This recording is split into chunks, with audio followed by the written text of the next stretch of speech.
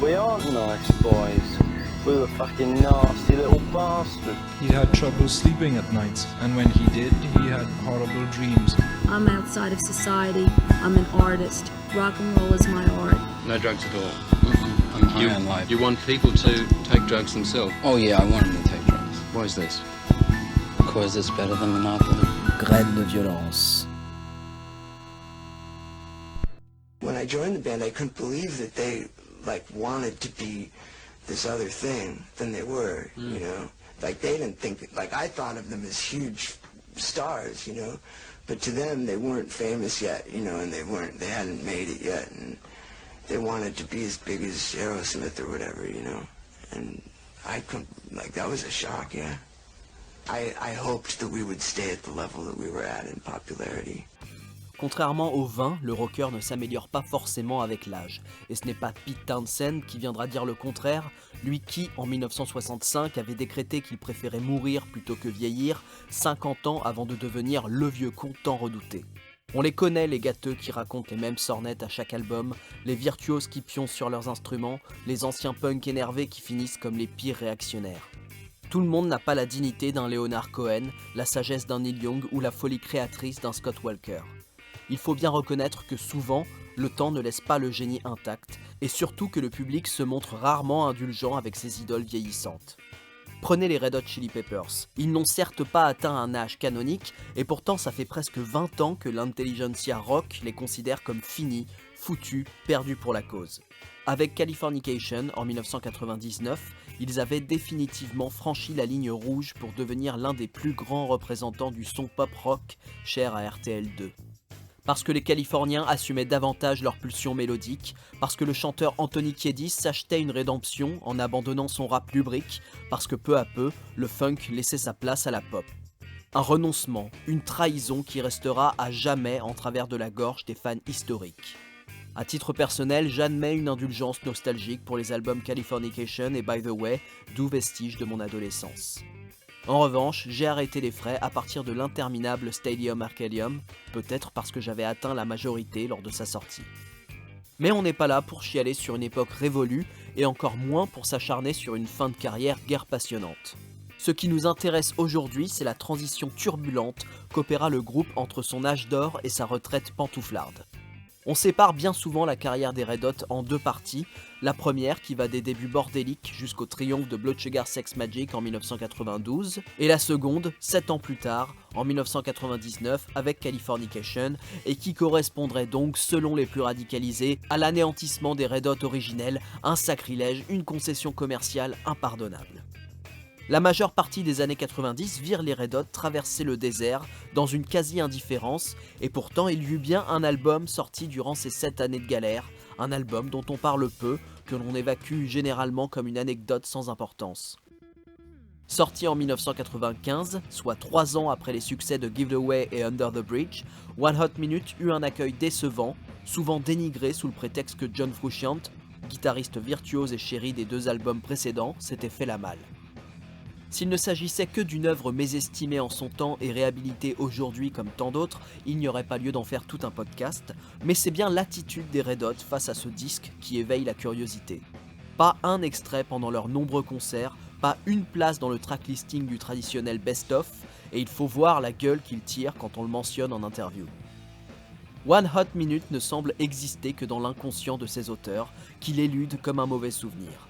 Presque par accident, One Hot Minute est un album qui mit le doigt là où ça faisait mal, obligeant ses créateurs à se confronter à une réalité peu reluisante et à opérer la mutation artistique tant décriée des élites mélomanes. Plus qu'un album de transition, il s'agit d'une œuvre de rupture, primordiale pour comprendre l'évolution de ces garnements white trash en professionnels du rock business.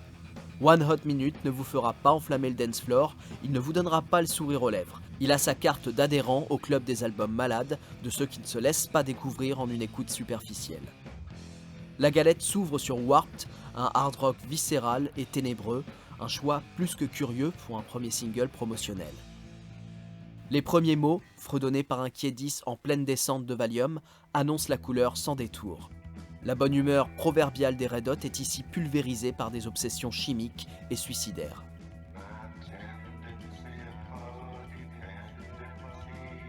Ma tendance à la dépendance me rabaisse. Elle m'anéantit.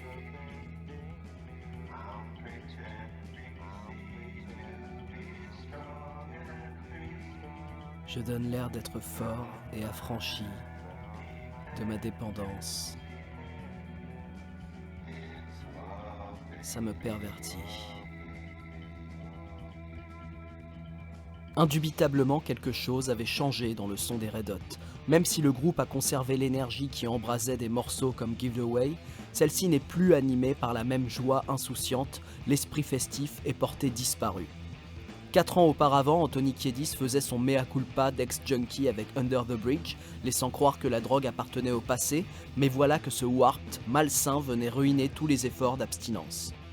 L'ouverture de One Hot Minute annonce d'emblée que la renaissance christique n'a pas eu lieu, que le triomphe public et commercial n'a pas soigné les Red Hot de leurs addictions. En plus de ce message déprimant et brutalement honnête, une image à la fin du clip de Warped vint énerver un paquet de fans à la virilité fragile. Ce baiser qu'échangent Anthony Kiedis et le nouveau guitariste Dave Navarro, c'était le symbole d'une impardonnable trahison. Remplacer le génie John Frusciante par cet ersatz efféminé au riff plus proche d'Alice in Chains que de Funkadelic résonnait comme une provocation, mais cette galoche était carrément un affront. Pourtant, cette séquence gentiment homo-érotique était censée venir attendrir un clip sordide, cousin éloigné du Hellraiser de Clive Barker. On y voyait tout un arsenal SM, cuir, clous et fouet à volonté, tandis que les Red Hot, littéralement enchaînés, tels des esclaves à la solde du show business, étaient occupés à s'infliger leur propre punition, clowns tristes sommés d'amuser la galerie avec un flingue collé sur la tempe. Pour les fans, le tableau était beaucoup trop sinistre, à peine sauvé par les 2 singles suivants, les plus amicaux Aeroplane et My Friends. Non, les Red Hot ne sont plus les mêmes, ils sont dépossédés, défigurés et le coupable est tout trouvé, c'est ce fouteur de merde de Dave Navarro qui ferait mieux de retourner gratter avec Jane's Addiction et de rendre sa place au dieu Frusciante. Et puis d'ailleurs, où est passé John Frusciante? Pourquoi s'est-il barré au moment où le groupe atteignait le sommet? Et bien précisément parce que le succès le terrifiait. Frusciante n'était qu'un môme lorsqu'il a intégré le gang le plus exhibitionniste de LA, réalisant un rêve répandu, à savoir devenir une rockstar. Mais quelques années après la consécration, il en était réduit à traîner sa silhouette rachitique dans des squats où personne ne le reconnaissait même plus, désormais camé parmi les camés. Entre 2 shoots, il trouvera le moyen d'enregistrer son premier opus solo dans des conditions plus que rustiques, le résultat étant une confession d'écorché vif, autrement plus difficile d'accès que One Hot Minute.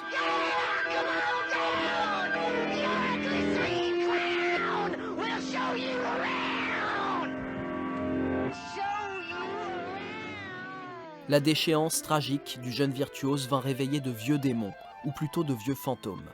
Si Frusciante avait intégré la bande en 1988, c'était pour remplacer Hillel Slovak, le guitariste historique des Red Hot Chili Peppers, victime d'une overdose mortelle dans la grande tradition perpétrée par les Who, Led Zeppelin ou autres New York Dolls.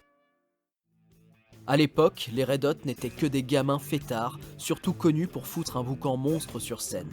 La seule chose qui venait réellement contraster avec leur attitude de morveux irresponsables était le jeu de basse extraordinaire de Flea, un groove inventif et haletant, exécuté avec une endurance surhumaine qui piochait équitablement entre punk, funk et jazz. Les Red Hot originels étaient l'équivalent musical de cet ado brillant mais turbulent, défiant l'autorité par plaisir, séchant les cours pour fumer de la skunk dans les chiottes du collège et ayant pour seule ambition de perdre sa virginité avant tout le monde. Avant que les premiers drames n'accablent leur carrière, il ne fut jamais question pour les Red Hot Chili Peppers de prendre leur musique au sérieux.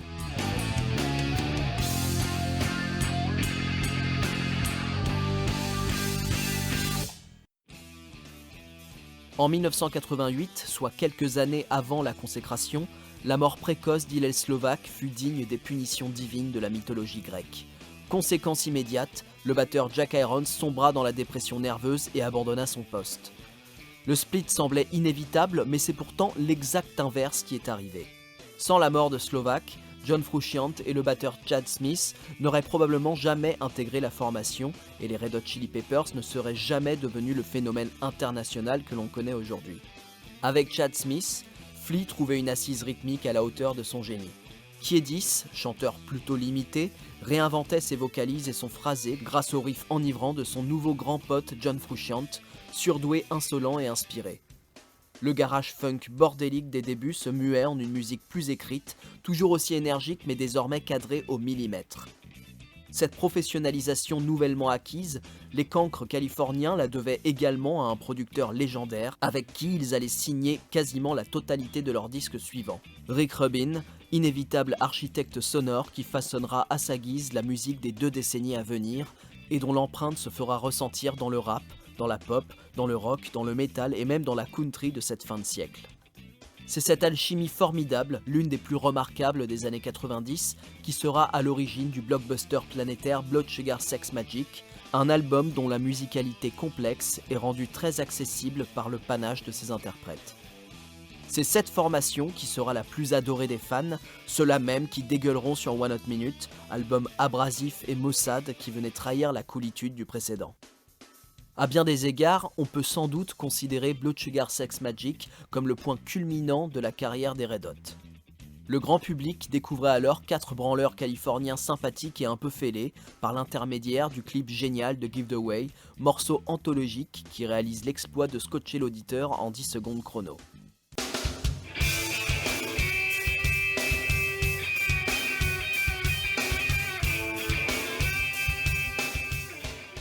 L'espace d'un instant, le morceau fut l'objet d'un malentendu, accusé par je ne sais quel bigot de promouvoir l'ecstasy. Mais dans l'ensemble, les Red Hot s'étaient racheté une conduite. Les textes de Kiedis étaient toujours un peu graveleux, mais cette provoque bon enfant plaisait au public, bousculer juste ce qu'il faut dans son confort pour être tenu en haleine sans s'offenser. Cela grâce à un équilibre parfait, les textes torrides étant naturellement contrebalancés par des ballades très sensibles. Comme Kiedis veut casser son image d'ado attardé en pleine montée de libido, il sort le grand jeu en se livrant sur ses romances brisées. D'abord avec Breaking the Girl, qui prouve dès la première tentative que les Red Hot excellent dans l'art de la pop mélodramatique, puis avec Could Have Lied, où l'ex-Cutard raconte comment Sinéad O'Connor lui a mis le cœur en miettes. Mais la ballade dont tout le monde se rappelle est évidemment Under the Bridge, une confession d'ancien camé qui semble jurer qu'on ne l'y reprendra plus jamais. Le final éblouissant met en avant les chœurs fantastiques orchestrés par John Frusciante, un grand moment de rédemption musicale. Blood Sugar Sex Magik est le nouveau départ d'un groupe en voie de sobriété, persuadé que le plus dur est à présent derrière eux. Comme pour refermer cette parenthèse douloureuse, le disque contenait un hommage à Hillel Slovak, My Lovely Man. Mais après le succès monstre de Blood Sugar, voilà que John Frusciante dévalait la même pente glissante qu'Hillel Slovak. En 1992, pris d'un trac insupportable à quelques minutes d'un concert au Japon, il déposa son instrument et mit les voiles. L'équilibre que la formation avait eu tant de mal à trouver était ruiné. En plus de 10 ans d'existence, celle-ci avait été amputée de nombreux membres, les batteurs et les guitaristes s'étaient succédés comme autant de greffes qui n'ont pas pris. En 1993, déstabilisés par ce retour au point de départ, les Red Hot embauchèrent Dave Navarro, ancien membre de Jane's Addiction qui semblait plus sortir d'un bouquin d'Anne Rice que d'un groupe adoubé par le pape de la funk, George Clinton. Immédiatement, la perspective du jeu de guitare très agressif de Navarro au sein des morceaux des Red Hot révulsa le public, qui considérait qu'aucune cohésion n'existait entre les musiciens de cette nouvelle formation. Navarro eut effectivement du mal à adopter la dynamique du groupe. Contrairement à la majorité des groupes de rock, les Red Hot ne brodent pas des arrangements autour des compositions du chanteur. Les chansons naissent de Buff et tous les musiciens sont crédités à la composition. Du coup, le processus créatif fut beaucoup plus laborieux qu'à l'accoutumée. Navarro peine à s'intégrer et Anthony Kiedis ne trouve pas grand-chose à écrire sur cette musique brutale et torturée. À l'époque de Frusciante, tout coulait de source et tout était envisageable. Mais à présent, les Red Hot Chili Peppers n'étaient plus exactement une bande de potes, la création n'était plus une partie de plaisir, c'était un exercice violent et exténuant. Pour paraphraser Dylan, les musiciens se saignaient sur les chansons et c'est bien cela qu'on entend dans One Hot Minute. Des morceaux sombres et imprévisibles, accouchés dans la douleur par des rockstars qui ne parviennent plus à dissimuler leur malaise. Les fans attendaient de pied ferme le successeur de Blood Sugar, mais les Red Hot furent bien incapables de recréer la magie d'antan. Car finalement leur style était un sacré bordel, le groupe brassant des tonnes d'influences et de styles musicaux. Les Red Hot se voulaient funky et punk, mais MTV les avait transformés en idoles de la pop music. La crise d'identité n'était pas qu'artistique, elle concernait aussi la personnalité du groupe. Un jour, c'était des junkies vulgaires et nihilistes façon Guns N' Roses, le lendemain des hippies qui vouaient un culte au sexe et à l'amitié. Et c'est aussi ce qui les rendait attachants, cette image d'ado attardé et irresponsable qui ne prenait rien au premier degré. Mais à 30 ans passés, il était temps de dealer avec la réalité. Les amitiés ne duraient pas toujours, le sexe n'empêchait ni les conflits ni les séparations, et le succès n'était pas la clé du bonheur, au contraire, c'était de lui que venaient les emmerdes. Les Red Hot Chili Peppers étaient devenus une grosse machine que tout le monde attendait au tournant. Désormais, il y avait une demande, il fallait fidéliser l'auditeur et se forcer à sourire. Si One Hot Minute parvient à certains moments à donner l'illusion d'une musique festive, celle-ci ne dure jamais très longtemps. La chanson Coffee Shop, par exemple, pourrait être un hit single parfait et typique du groupe, mais le morceau est si rapide et bruyant qu'il en devient effrayant pour l'auditeur non averti. Warped est porté par un riff mortel et déclencheur de pogo, mais Anthony Kiedis noircit le tableau en racontant sa descente aux enfers dans un style bizarrement proche de Black Sabbath. Même la très connue Aeroplane contient ces moments de désespoir incurables. One Big Mob est encore plus déstabilisante. Elle commence comme une ode à la camaraderie chantée par des supporters survoltés avant d'être brusquement coupée par un long pont dépressif qui fait étrangement écho à l'album Berlin, le monument sordide de Lou Reed.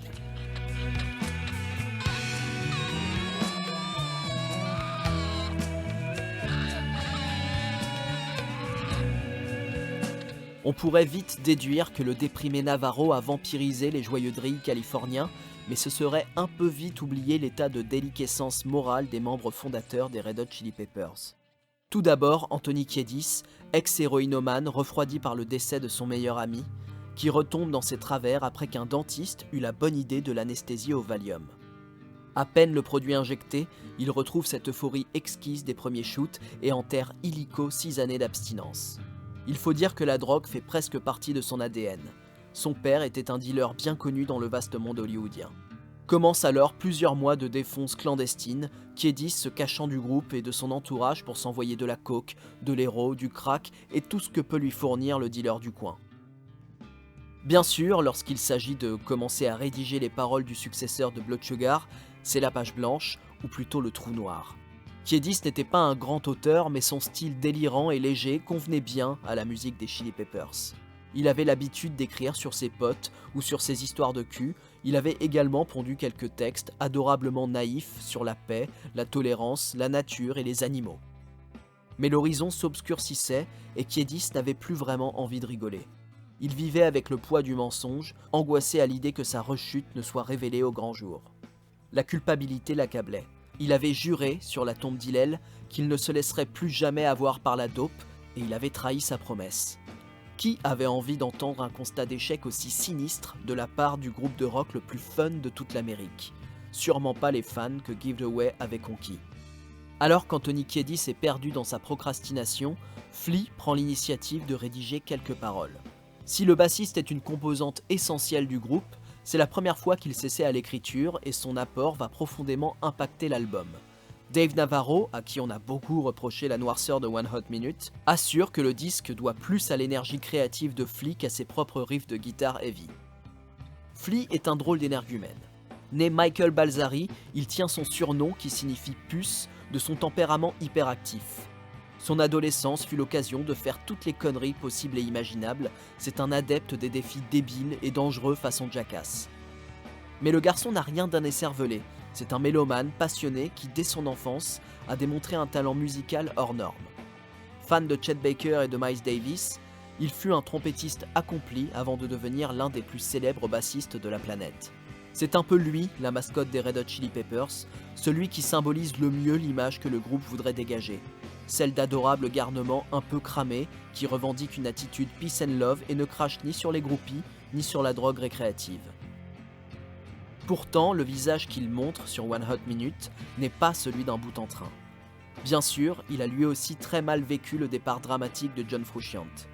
Les tournées épuisantes et son divorce ont fait le reste. Au milieu des années 90, Flea navigue entre la fatigue chronique et la bonne vieille dépression nerveuse.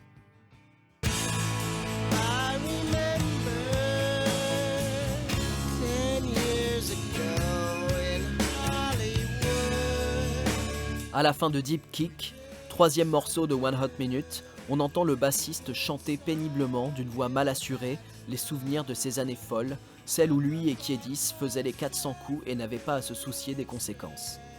Les passages vocaux de Flea sont de loin les moments les plus incongrus de One Hot Minute. Impossible de ne pas mentionner l'intermède Pi, petite chansonnette branlante où seul avec sa basse, Michael Balzari rappelle qu'avant d'être une rockstar, il a été un freak solitaire, un original malmené et rejeté par les brutes du collège. Ces 2 minuscules minutes de tragicomédie sont probablement les plus bizarres de toute la discographie des Californiens. Fuck you, asshole. You're homophobic, redneck dick. C'est également Flea qui a écrit le dernier morceau de l'album, une ballade zen subitement interrompue au bout de 3 minutes par une guitare fuzz de bourrin. Le final chaotique de Transcending est un assez phénoménal instant de bravoure.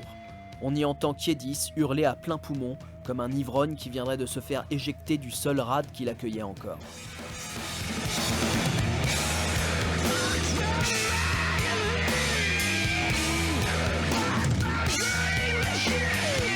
Cette explosion finale qui voit le chanteur maudire le monde entier paraît inévitable à l'écoute de One Hot Minute. L'album, flirtant dangereusement avec la crise de nerfs, finit logiquement par y céder.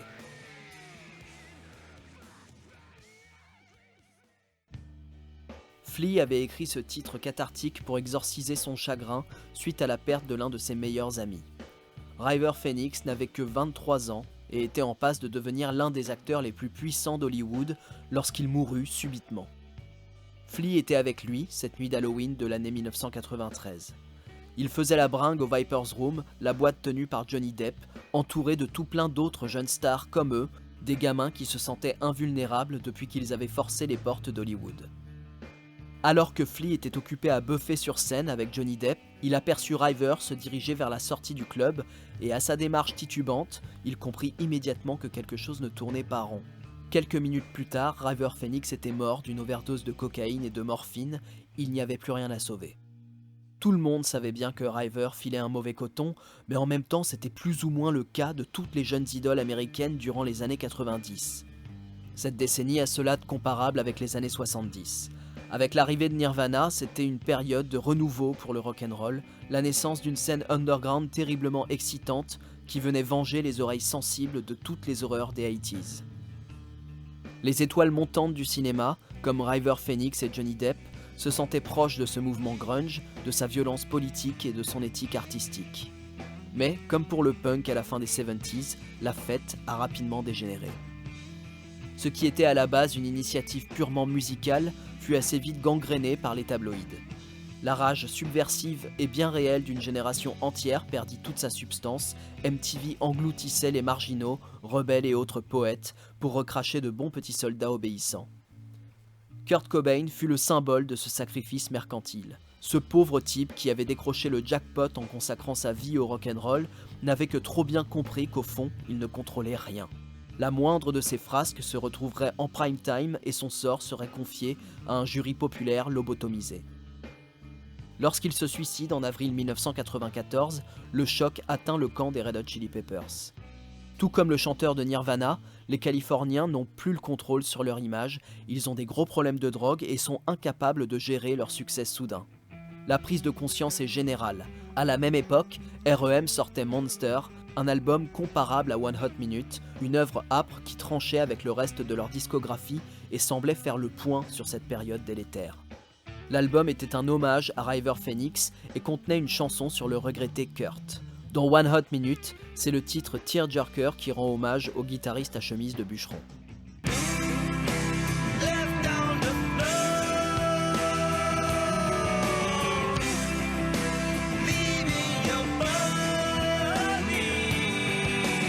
À sa sortie, One Hot Minute fut donc accueilli tièdement, surtout par les fans déçus de ne pas avoir eu droit à un Blood Sugar Sex Magik numéro 2.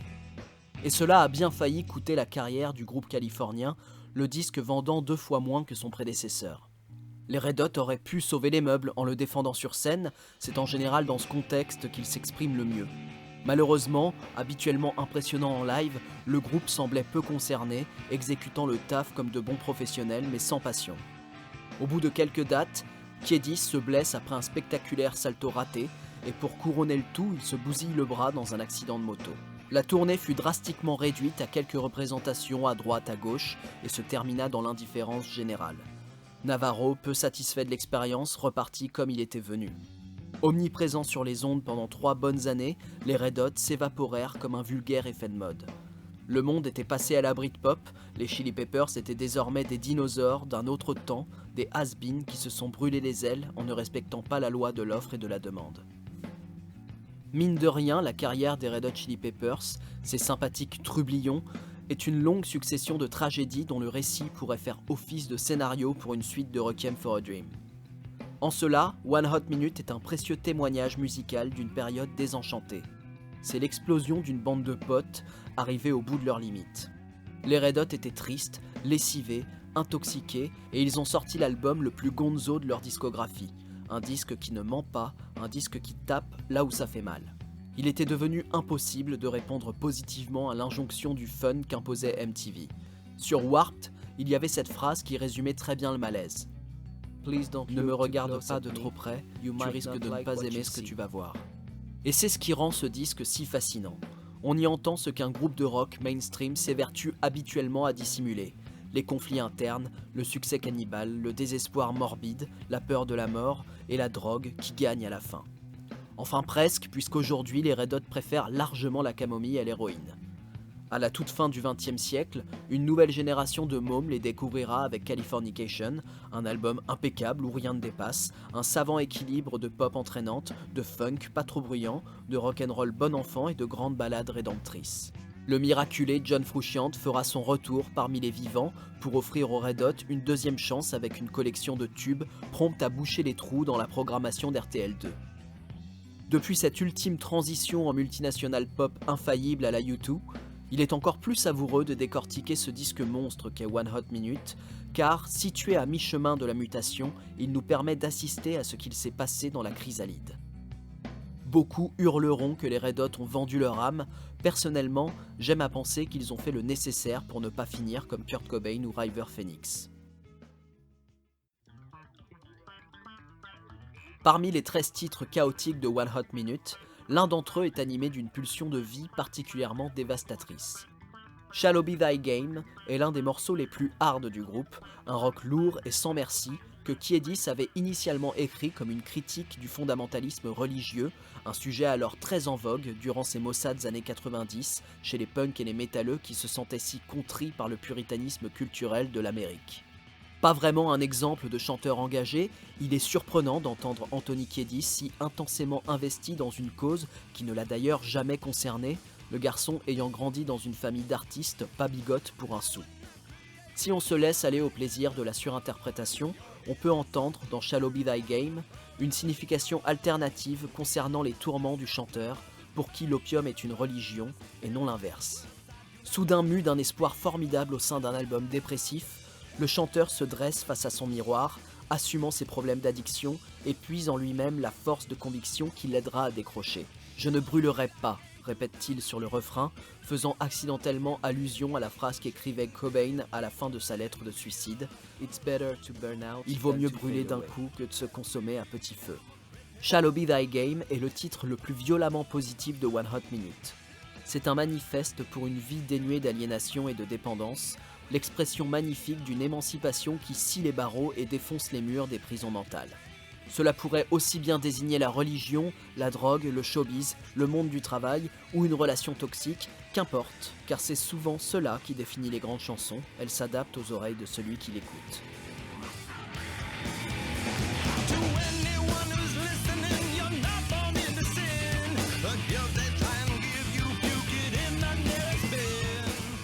C'était Graines de Violence, générique. Have you been on heroin? When? During the last year. During the last year, I am sad to say that I have used this narcotic substance which you previously mentioned in this interview, yes. Graines de Violence.